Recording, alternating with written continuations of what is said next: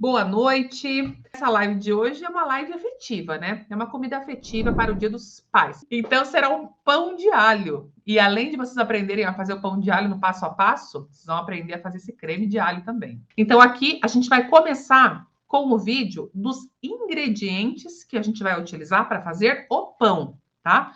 O creme de alho eu vou ensinar depois que o pão estiver ok. O pão terminou, daí eu passo todos os ingredientes que vão formar o creme de alho também. Bora lá então? Aqui são todos os ingredientes que vão compor o pão, tá? Farinha de trigo branca, água. Aí, gente, água filtrada, uma água mineral, uma água potável, uma água que você beba. Aqui, açúcar, fermento biológico seco, sal, azeite de oliva. Aqui eu quero mostrar para vocês o quanto um pão que tem ingredientes simples pode ser algo surpreendente na casa de vocês, tá? Então, é um pão básico, é um pão simples. Eu acrescentei açúcar para poder ter mais resguardo de umidade dentro da massa, que esse é o papel do açúcar. Então, assim, não vai ser um pão que vai ficar adocicado, vai ficar um pão que vai ter um resguardo de umidade maior, vai ficar mais úmido, mais molhadinho esse pão. A intenção do açúcar é resguardar essa umidade. Feito isso, a mise en place, gente, vou até falar um pouquinho aqui, porque eu sei que tem bastante gente nova. Toda vez que eu vou fazer pão, eu deixo todos os meus potinhos separados, com todos os ingredientes já prontos e já organizados, tá? Então, tá tudo prontinho, para eu não ser pega de surpresa ali em nenhum momento. Agora eu vou fazer a primeira etapa. E aí eu vou mostrar em vídeo e depois eu vou explicar o que é essa etapa e por que eu fiz isso, tá? Vamos lá. Eu estou unindo farinha de trigo com o fermento todo da receita, tá? Eu misturei todo. E por que eu estou misturando o fermento biológico seco aí nesse começo? Eu quero fazer uma autólise. A autólise é a união da farinha com a água da receita. Então, ela facilita o processo de desenvolvimento dessa massa e você não vai ter tanto sacrifício para ficar sovando a massa. E é o que eu estou fazendo aí. Só que neste caso em específico, eu coloquei o fermento biológico seco, porque o fermento biológico seco, ele precisa de hidratação. Se você separa o fermento para colocar depois que você já fez uma autólise, ele não vai mais se unir a essa massa. E vocês podem perceber que eu estou misturando e tem bastante farinha no pote ainda. Nessa hora, dá uma vontadinha, tá vendo que até acelerei a imagem nesse trecho ali, né? Nessa hora, dá uma vontadinha de colocar mais água, porque parece que vai ficar muito seco. Mas não vai. As farinhas, quaisquer tipos de farinhas que você venha a trabalhar, elas têm um tempo que ela precisa para que ela consiga puxar a hidratação que você colocou ali nela. Então, é normal que fique um monte de farinha embaixo, até que você consiga fazer com que a farinha puxe a hidratação que você colocou ali. Então, não caia na tentação de colocar mais água se você perceber essa crostinha aí de farinha abaixo, tá? Não caia na tentação. Então, o que eu fiz? Eu uni. E aí a gente chama de uma maneira assim, não é um nome profissional da panificação, fermentólise. Ela não existe na teoria, né? Aí eu vou colocar um plástico filme em cima, tá? Essa fermentólise não existe, mas ela é a união do fermento biológico seco para ela facilitar a sua vida. Depois, esse processo aqui é um processo que eu não posso deixar essa fermentólise mais do que 30 minutos descansando, porque senão o fermento começa a entrar em processo de crescimento, de desenvolvimento. E como a massa não está completa, você não colocou o sal ali dentro ainda, que seria um controlador da fermentação, se eu deixo ali 2 horas uma massa com farinha, fermento e água descansando, ela vai virar uma mega esponjona toda desestruturada. Daí você não vai conseguir dar ponto de pão nela. Vai ser bem ruim. Então, janela de 30 minutos aí em temperatura ambiente. Se você quiser estender um pouquinho mais, 40, 45 minutos na sua geladeira, tá? Nessa época mais fria do ano aí, esses 30 minutos em temperatura ambiente já vai dar tudo certo. Aí você não tem problema nenhum de crescer nesses 30 minutos. Mas, se você mora num lugar muito quente, pode ser que 30 minutos seja muito tempo. Então, observa, deixa 15 minutinhos e vai lá e olha. Olha se ele cresceu. Se você percebeu que ele houve crescimento, continua os próximos passos depois desses 15 minutos. Porque eu não quero que o pão comece a crescer nessa hora. Eu só quero que a farinha se hidrate, se relaxe e facilite meu trabalho depois. Que eu não tenha que ficar colocando depois aí um monte de força para poder sovar, um monte de coisa. Eu vou fazer esse pão mega tranquilamente. Vocês vão ver a forma que vai ser o passo a passo, tá? Para vocês verem a massa após esses 30 minutos de autólise, tá?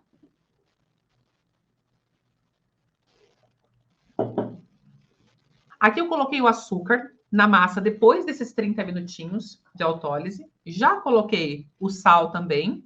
E vocês vão observar que eu vou passar por cima dessa massa e aí eu começo a mexer na massa. Sem muita força. Não, aqui não é força, tá, gente?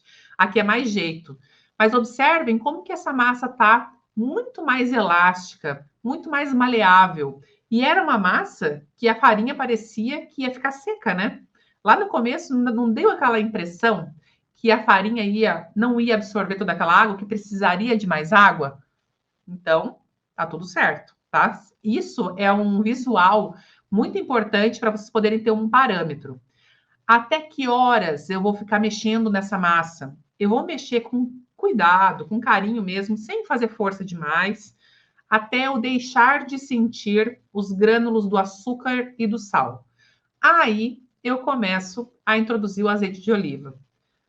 E eu adoro pão com azeite de oliva, acho sensacional porque ele dá uma cor, um sabor e um aroma incríveis para uma massa. Não é uma massa mega elaborada, cheia de ingredientes, mas ela consegue ser uma massa sensacional em sabor, em tudo, tá bom? Então aí, ó, eu vou sem muita pressa. E vocês podem ter observado ali que eu não coloquei o azeite de oliva todo de uma vez. Porque a massa que passa por um processo de autólise, ela fica meio que fechada, assim, sabe? Ela não consegue mais receber aí um novo líquido em grande quantidade de uma vez só. Então, essa massa ia ficar sambando nesse potinho aí. Então, por isso que foi em 2 etapas. Misturei, fiz com que a farinha puxasse esse azeite de oliva para dentro da massa, e aí eu fui lá e coloquei o restante e vou continuar mexendo para poder introduzir esse azeite de oliva dentro da massa. E aqui eu fiz questão de não acelerar demais essa parte, de não fazer correndo isso, de mostrar no detalhinho para vocês, porque às vezes a gente está misturando uma gordura numa massa e dá a impressão que a massa está se separando. Aí você fala, meu Deus, gente, o que eu fiz de errado? Eu fiz alguma coisa de errado. Mas não, é normal, principalmente depois de um processo de autólise. Quando você faz autólise, que é o que a gente fez nessa massa aqui no começo, a massa se fecha. É como se ela não quisesse mais receber nenhum tipo de líquido. Ela fala assim: estou pronta.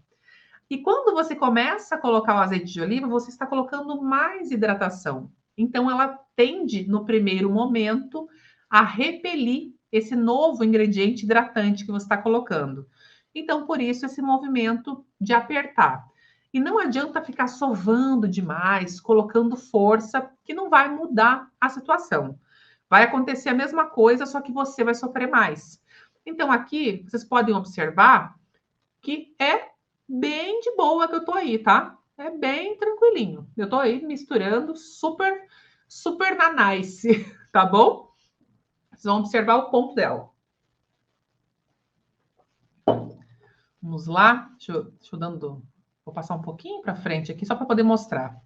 Vocês podem perceber que aquele brilho intenso que tinha já foi embora. E aqui, gente, já entendi. A massa já está mostrando para mim que ela absorveu o azeite de oliva que eu coloquei. E eu vou fazer o que com ela agora? Eu vou deixar ela descansar a beleza dela. Podem ver, ó, aqui eu vou passar um pouquinho mais rápido, só para vocês poderem ver. E aqui, ó, aqui. Eu quero voltar nesse pedaço, para vocês poderem ver. Aí, ó, tá vendo? Ela começou a querer ficar pegajosa. Se eu continuar mexendo nela, ela vai continuar ficando cada vez mais pegajosa. Esse é o momento onde a massa fala comigo e fala para mim assim: chega de mexer comigo, me deixa em paz aqui. E aí eu tô boleando a massa para deixá-la descansando. E olha que massa macia. Lembrem sempre que massa macia vai resultar no pão macio. Se você fizer uma massa e ela ficar com um aspecto meio endurecido, meio firme, tá precisando de mais hidratação, tá? Você precisa ajustar essa hidratação. E eu vou colocar numa bacia assim, porque eu vou trabalhar essa massa sem ficar sovando. O único processo, entre aspas, aí de sova que eu fiz foi o de união dos ingredientes, que você precisa mexer na massa para que a massa aceite ali que você esteja colocando os ingredientes se unindo, mas não é bem uma sova, tá? Olha, observe esse ponto que eu abri. Eu vou até voltar esse ponto aqui para vocês. Espera aí. Esse ponto que eu abri, eu quero mostrar para vocês. Olha como ele está se partindo com facilidade. Ele precisa desenvolver. Só que eu vou desenvolver o ponto de véu dessa massa na dobra e não com sova. Eu não vou colocar essa massa na bancada e ficar sovando como se não houvesse amanhã. Eu vou desenvolver na dobra, tá? Vamos colocar só os passos do pão, para que vocês possam ter o passo a passo, que sempre vai ser mais importante do que uma receita em si, tá? Vamos lá. A gente fez o quê?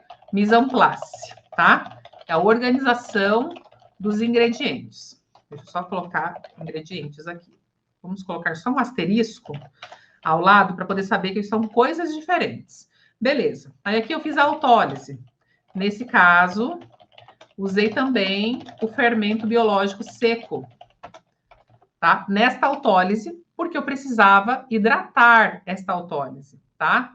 Beleza. Feito a autólise. Depois da autólise, união dos demais ingredientes. Vamos colocar um pontinho aqui. União dos demais ingredientes.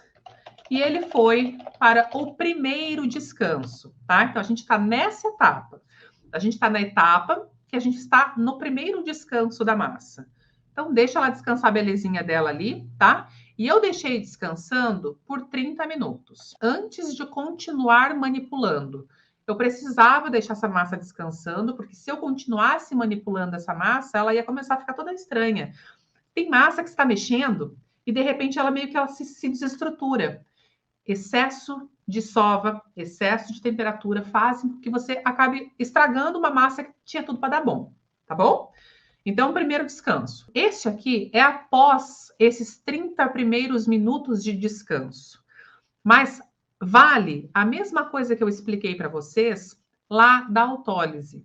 Se eu estou num lugar muito quente, 30, 35, 40 graus, eu não vou conseguir deixar 30 minutos em temperatura ambiente esse primeiro descanso, porque a massa vai ficar imensa, ela vai crescer demais, tá?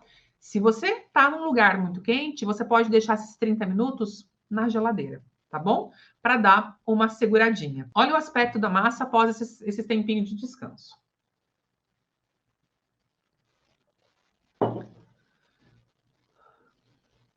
Vamos lá. Olha como a massa já fica maleável. E eu estou fazendo dobras. Isso é um dos tipos de dobras que você pode fazer com uma massa de pão, tá? Vou dobrar até que ela fique tensionada. Eu quero que ela fique firme, tensionada mesmo, tá? Não a ponto de romper. Eu quero somente esticar para que esse glúten se desenvolva, tá? Então, observem como a massa já muda o perfil. Ó. Toda etapa eu vou mostrar para vocês. Olha como mudou o aspecto. Só em descansar. O ponto de véu está super se desenvolvendo ali. Está ficando uma massa bem concisa, bem formada, bem bonita.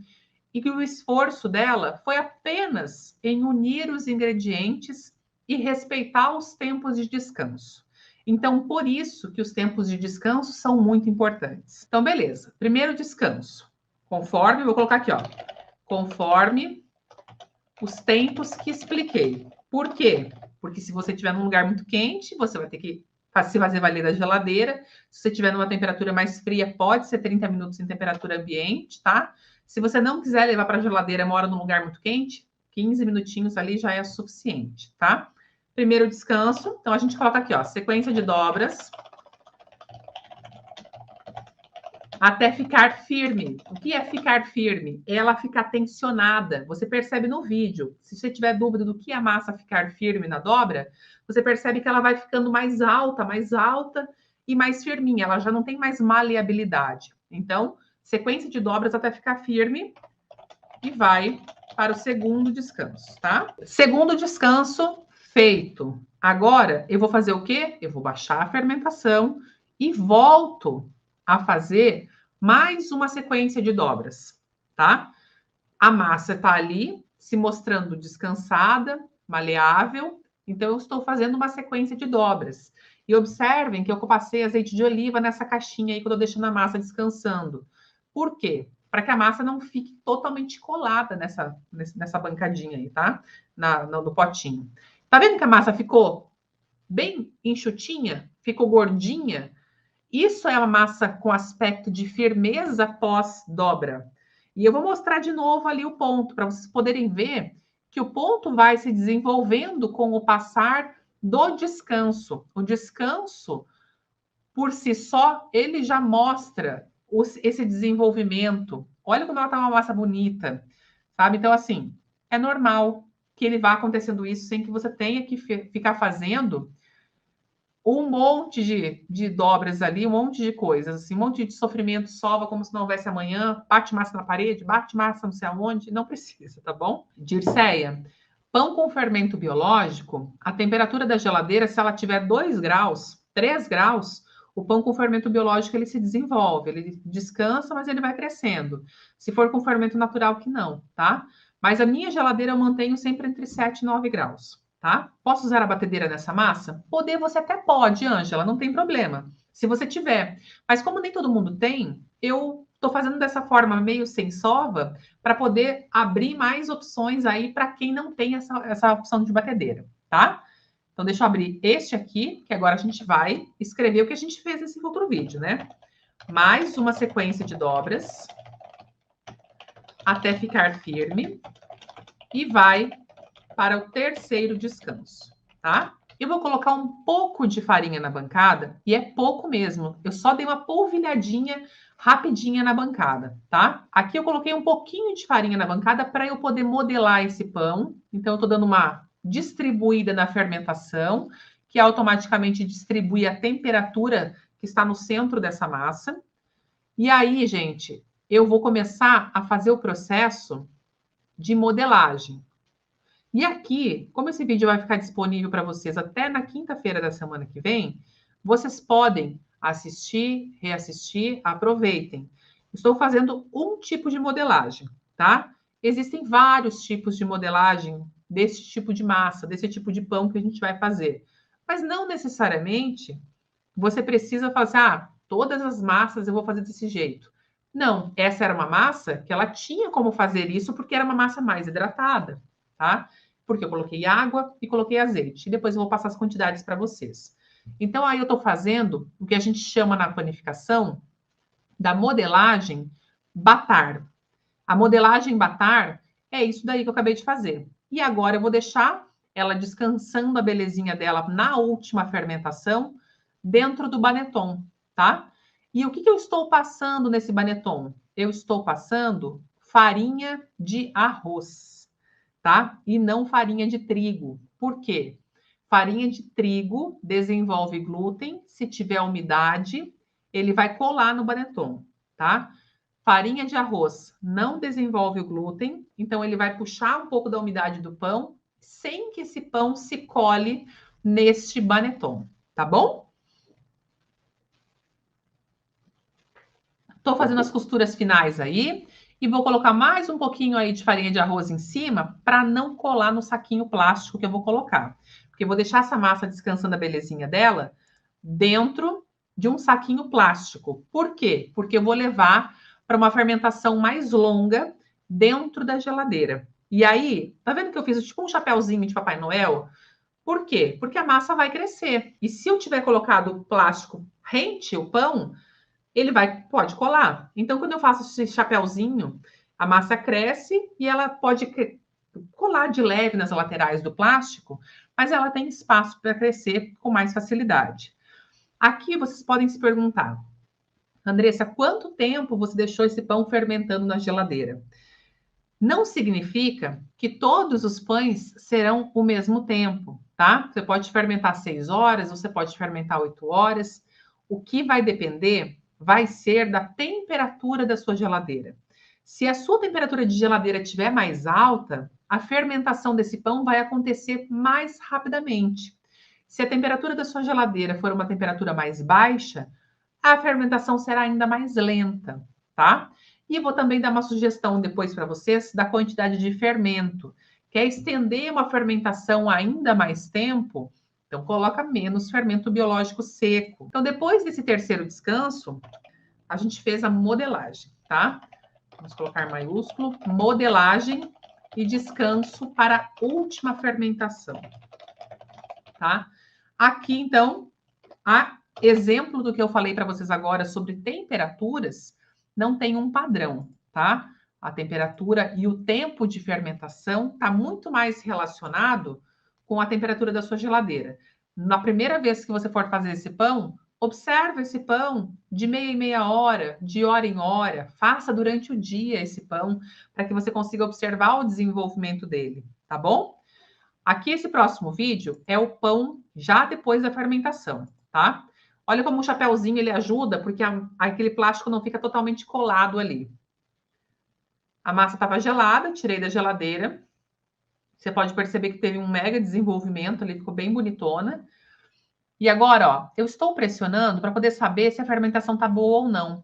Tá vendo que eu pressiono e a massa vai e volta rapidinho? O que isso significa? Quando ela vai e volta rápido demais assim, que ela ainda tem gases para fermentar ali dentro. Então, ela precisa de um tempinho a mais para fermentar. E esse tempinho a mais para fermentar, eu vou deixar em temperatura ambiente para poder fazer a finalização dessa fermentação. Porque, pelo que vocês viram ali no vídeo, pressionei a lateral do pão, a massa ia e voltava rapidão. Então, significa que ela tem ainda densidade de gases para se desenvolver e para fermentar mais um tiquinho. Então, eu deixei ele fora da geladeira e, passado 15 minutos, eu fui lá e comecei a apertar de novo para ver se ele já estava diferente, tá? Deixa eu mostrar o próximo vídeo do pão já pronto, para você poder ter uma ideia. Aí, o pão pronto. Vocês podem perceber que ele deu mais um saltinho de crescimento, né? Tô polvilhando um pouquinho de farinha de arroz ali também, para poder colocar no meu tapetinho, tá? E aí, ó, eu tô pressionando. Tá vendo que ele já mudou o aspecto? Eu pressiono e ele aparece, a marca do meu dedo fica na massa ainda. É aí que é o negócio, tá? É aí que é a grande sacada. A marca de dedo tem que ficar, mas não afundada. Ela tem que ir e tem que voltar bem devagarinho, tá? Este é o momento que eu vou tirar efetivamente do meu baneton, vou tirar o excesso das farinhas ali que eu deixei na parte de cima, vou fazer o corte para levar esse pão para assar, tá? Andressa, não tem o baneton em casa para poder fazer esse pão. Você pode utilizar um cesto que você tiver. E não necessariamente você precisa fazer nesse formato. Você pode fazer num formato redondinho. Tem só, por exemplo, uma bacia na sua casa, coloca um pano de prato, polvilha farinha de arroz e põe a massa para crescer nessa opção aí, tá? Panela já estava bem quentinha, tá? Bem quente, deixei ela aquecendo ali por 25 minutinhos, ajeitando ali meu tapetinho de silicone. E agora, o que eu vou fazer? Vou levar essa massa para o forno. E eu já vou falar sobre o alho que vai junto ali nesse forno, tá? Já vou falar um pouquinho sobre isso. Estou umedecendo a tampa com água a temperatura ambiente para criar vapor. Eu quero que crie vapor mesmo, porque esse vapor vai auxiliar nesse crescimento do pão. E esse alho ali tá cru, tá? Ele tá totalmente cru. Deixa eu voltar aqui. Deixa eu voltar só nesse trechinho aqui. Aqui, vou deixar pausado, tá? Ele está cru. Eu só tirei a parte de cima da cabeça de alho, bem quase nada do alho, para expor o alho, a parte interna dele, tá? Coloquei azeite de oliva e no mesmo tempo que eu levo o pão para o forno, eu vou levar também este alho para o forno, para que ele vá assando. Este alho vai ter um sabor de tostadinho, vai ficar muito mais gostoso do que se fosse um alho cru, por exemplo, que fica aquele creme de alho que você fica lembrando para sempre, tá? Então vamos lá, próximo vídeo, que é colocando o pão ali no forno, tá ali meu termômetro dentro do forno, temperatura, você pode colocar entre 210 e 230, já coloquei do ladinho ali a minha cabecinha de alho ali para poder aproveitar esse tempo e assar. Agora, o pão após os primeiros minutos de assamento. Aqui pode levar entre 25 e 30 minutinhos para que você tenha esse resultado de pestana mais aberta, de salto de forno. E aí eu tiro a tampa para poder assar sem a tampa, tá? E aí eu vou colocar para vocês aqui então. Modelagem, descanso para a última fermentação. Após a fermentação, corte e leve para a panela para assar. Não necessariamente precisa ser numa panela de ferro. Se você tiver uma panela de pedra, uma panela de barro, também serve, tá? Ou se você tiver uma chapa de aço. Até no forno, eu deixei a chapa de aço dentro do forno, justamente para poder mostrar para vocês o que era essa chapa, tá? Essa chapa de aço, você pode pôr o pão direto nela para você poder assar. A chapa tem que estar aquecida também, para que ele tenha esse salto de forno legal, tá? Então, leve para a panela para assar. Vou colocar em parênteses aqui, ou para uma chapa de ferro ou de aço, tá? Que você vai conseguir ter uma superfície quente para que haja salto de forno, tá? Vamos colocar aqui, ó, temperatura do forno no mínimo em 210 graus. No mínimo, tá? Vamos colocar aqui, e no máximo 230 graus. Beleza?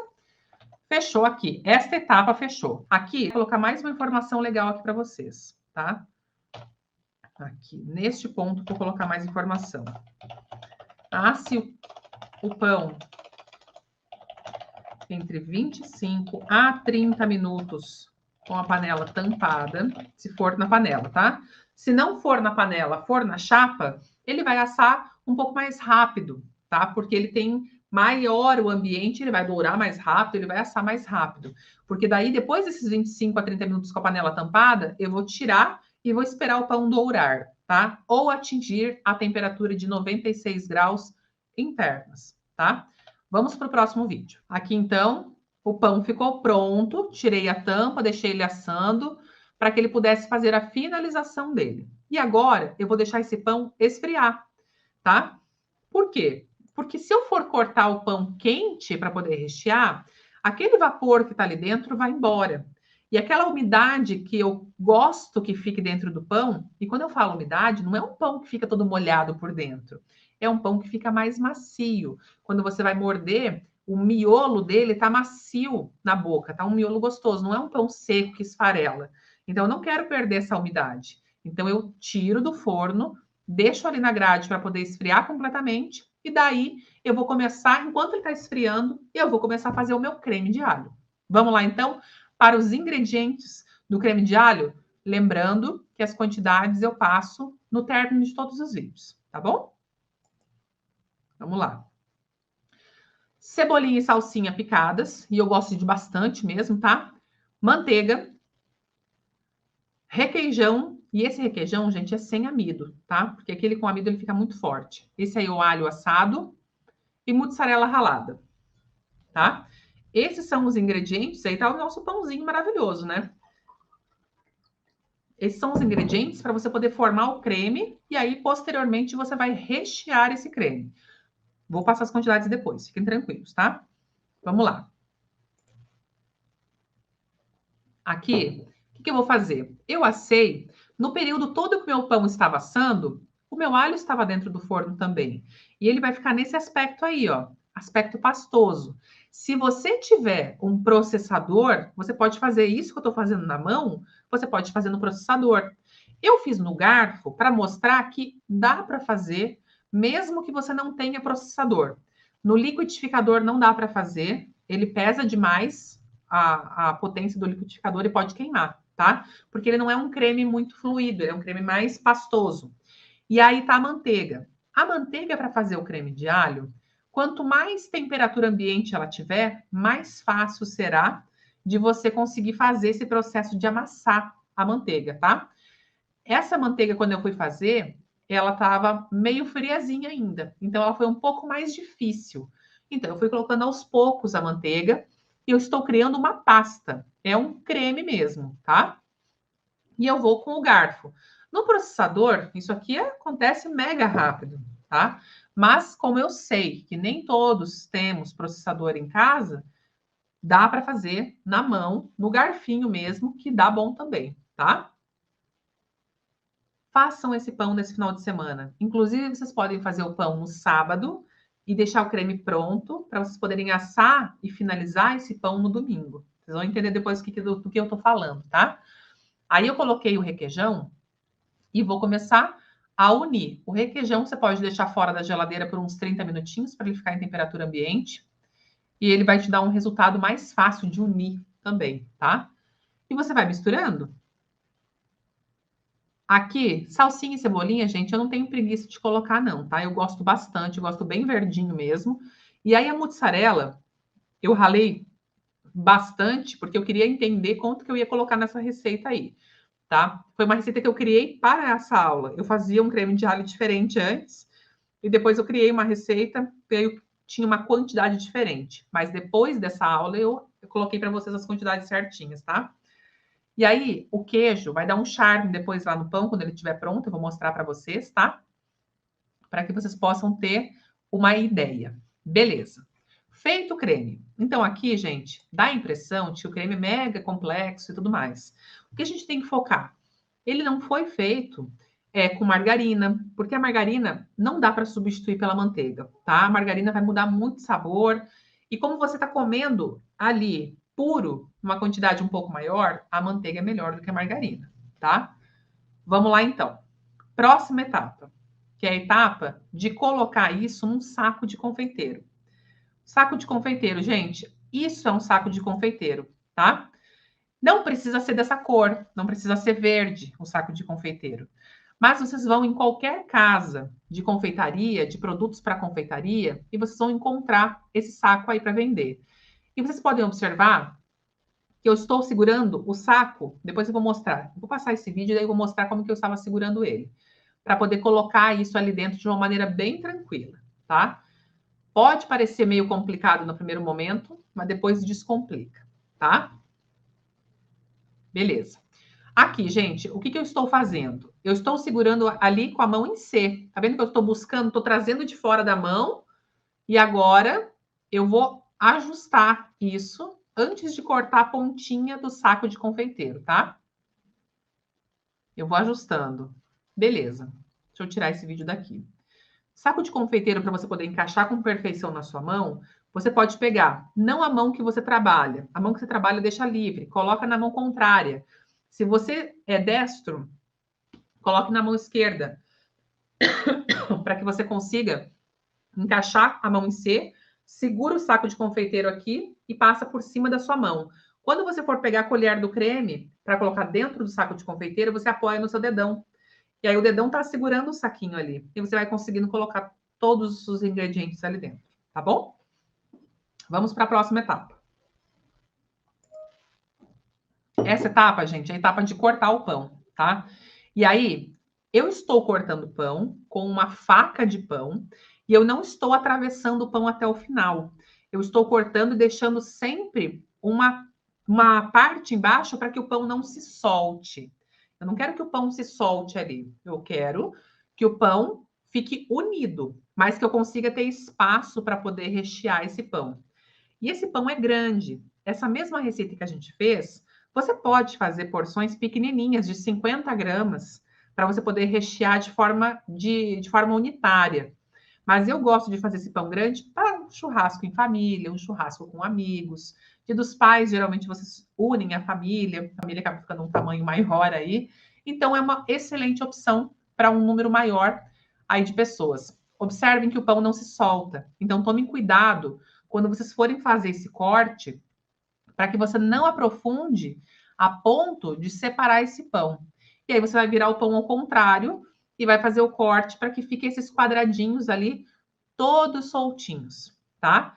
Então, eu vou cortando até o final. Deixa eu até passando para frente aqui, ó.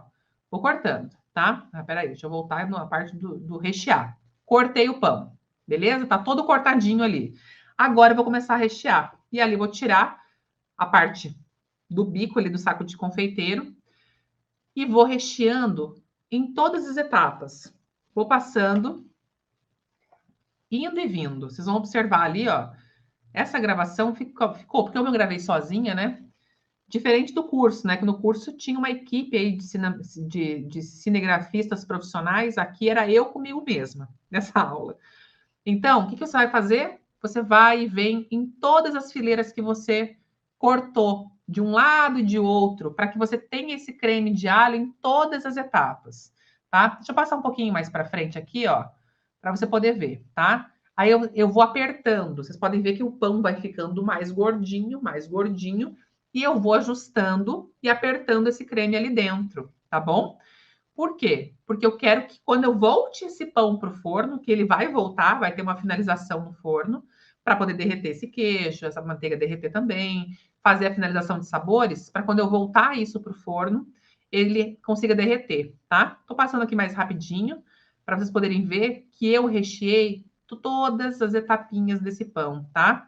Tá tudo bonitinho, tudo recheadinho. Ele fica imenso, maravilhoso. Mas essa receita é uma receita para uma família maior. Tem uma família menor? Pode fazer em porções individuais sem o menor problema, tá? Ali, ó, vocês podem ver que eu não tenho miséria. Eu fui lá e fui colocando tudo e mais um pouco ali, tá? Vocês podem ver que no final a diferença. Olha ele aqui no começo, na hora que eu tô cortando, como ele tá bem menor em relação ao que ele está aqui agora, tá? Normal isso acontecer. Beleza, vou levar o pão para assar, porque daí vai ter a finalização, né? Vamos lá. Vou levar ele para assar. E para ele assar, eu posso colocar numa forma e levar para o forno, como eu posso colocar o papel alumínio embaixo e levar para a churrasqueira, tá? Posso fazer a finalização dele na churrasqueira, mas aí em volta de um papel alumínio também. Por quê? Para ele não perder umidade. Assim ele consegue ficar bem úmido. Então eu fecho como se fosse um peru natalino mesmo, tá? Eu vou fechar ali com papel alumínio e volto para o forno ou para a churrasqueira, tá? E volto para uma temperatura ali de 190 graus, 200 graus. Na churrasqueira, se for fazer na churrasqueira, coloca numa parte mais alta da churrasqueira. Não coloca tão pertinho do fogo, senão ele pode queimar a parte de baixo do pão, tá? Deixa eu pegar o próximo vídeo. Aqui. Esse é o vídeo triste. É o vídeo que todo mundo quer participar dele junto comigo, né? É o vídeo onde a gente está comendo, né? Aí, gente, vocês podem cortar em fatias e servir no prato das pessoas, ou vocês podem servir com garfinhos unitários, cada um vai comendo um pouquinho. E a Mariana estava aí junto comigo experimentando nesse dia. Olha a carinha dela, de pouco triste que ela estava, né? Quase nada. Quase nada. Esse pão, gente, ele fica sensacional. Ele derrete aquela mussarela que está ali dentro, a manteiga vai se espalhando por dentro aquele pão, levando o sabor do alho que nós amassamos no começo.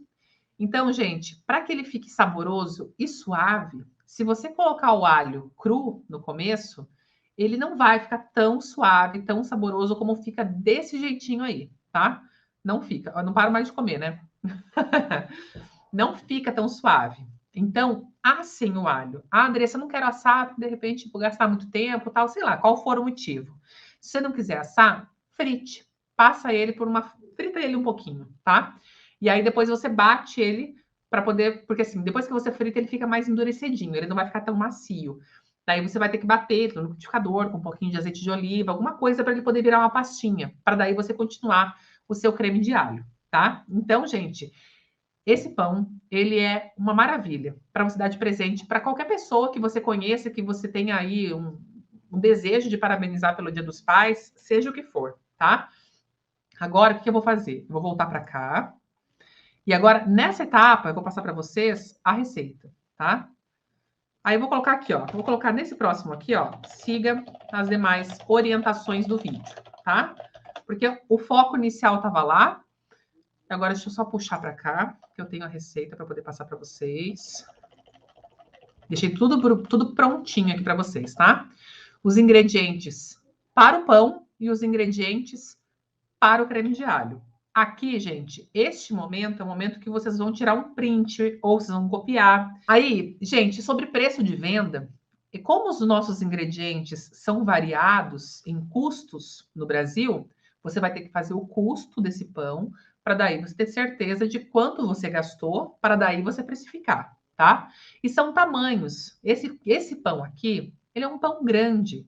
Ele vai ficar um pão ali no final com mais de 1 quilo, tá? Então, assim, um pão de qualidade, totalmente artesanal, um pão com um creme de qualidade, com mais de 1 quilo. Se no mercado, você vai ao mercado para poder comprar aqueles pães de alho, bem mais ou menos, você já paga um valor bem alto e não chega nem aos pés desse pão aqui.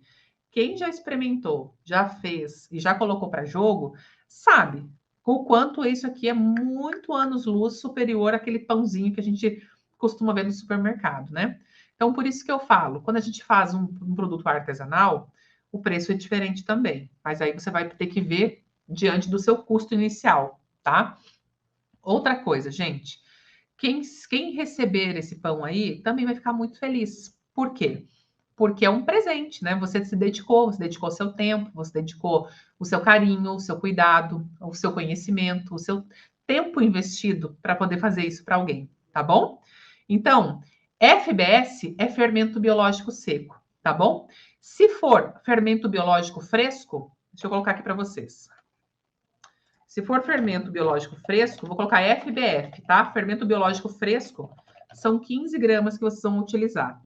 Andressa, eu quero fazer uma fermentação ainda mais longa.